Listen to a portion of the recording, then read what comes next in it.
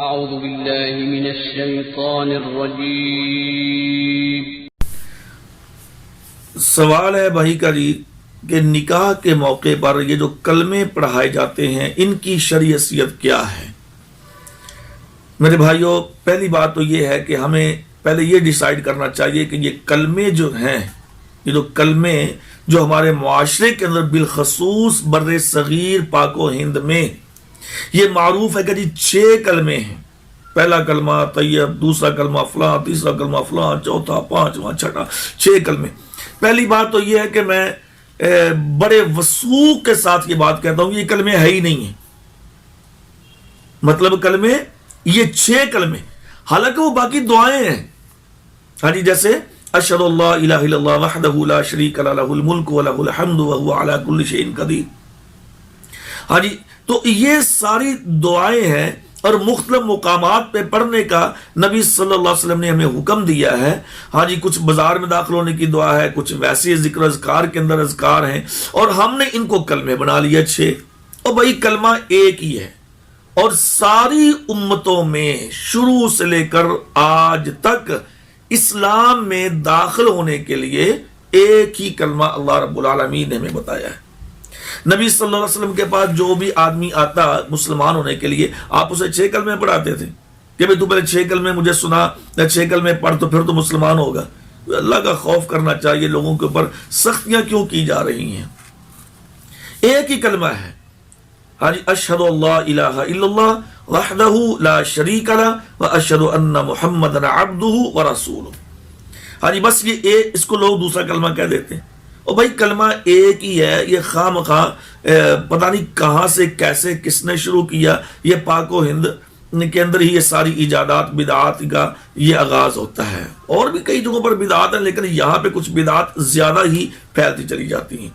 اچھا، پھر دوسری بات یہ کہ جی اس کو نکاح کے موقع پہ 6 کلمے پڑھانا بالکل غیر شرعی ہے اسلام کے اندر۔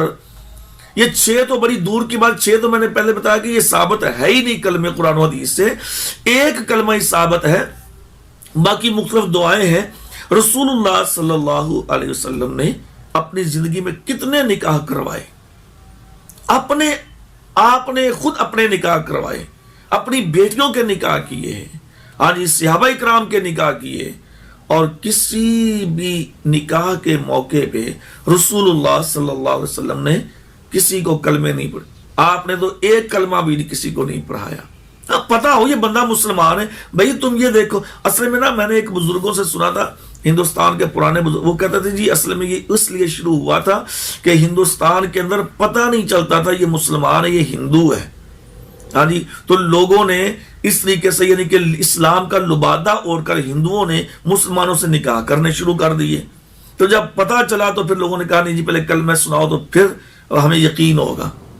یہ میں نے ایک بات سنی تھی کسی بزرگ سے، مجھے نہیں پتا اس میں حقیقت ہے کہ نہیں ہے، لیکن یہ ایک میں نے بات سنی تھی۔ تو بھائی اب جس سے تم کلمہ پڑھا رہے ہو کیا وہ پہلے مسلمان نہیں ہے؟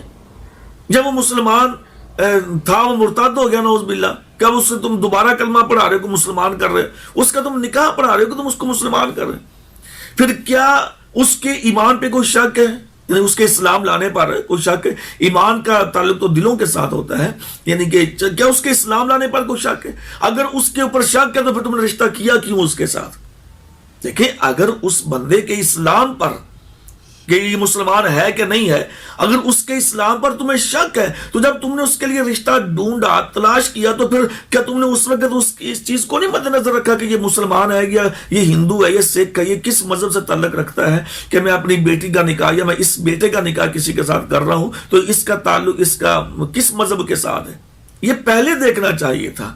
نبی صلی اللہ علیہ وسلم نے فرمایا کہ جب تم کسی کا نکاح کرو اور بالخصوص جب تم کسی عورت کو تلاش کرو تو آپ نے فرمایا کہ آدمی 4 چیزوں کی طرف دیکھتا ہے، اس کا مال دیکھتا ہے، اس کا حسب نسب دیکھتا ہے، اور اس کا جو حسن و جمال ہے وہ دیکھتا ہے۔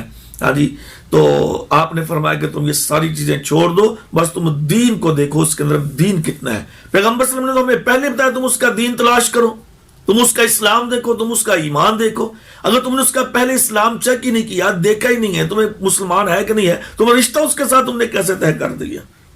اس لیے یہ نکاح کے موقع پہ یہ جو نا کلمے پڑھانے والا طریقہ یہ بالکل غیر شرعی ہے، یعنی اور یہ ایک بدعت ہے، اور کل بدعت ضلالہ وکل ضلالۃ فی النار، ہر بدعت گمراہی ہے اور ہر گمراہی کا آخری جو انجام ہوتا ہے، جو اس کی آؤٹ پٹ ہے، وہ جہنم ہے۔ تو لہٰذا یہ نکاح کے موقع پر جو کلمے پڑھانا یہ بالکل بدعت ہے، اسلام کے اندر اس کی کوئی حیثیت نہیں۔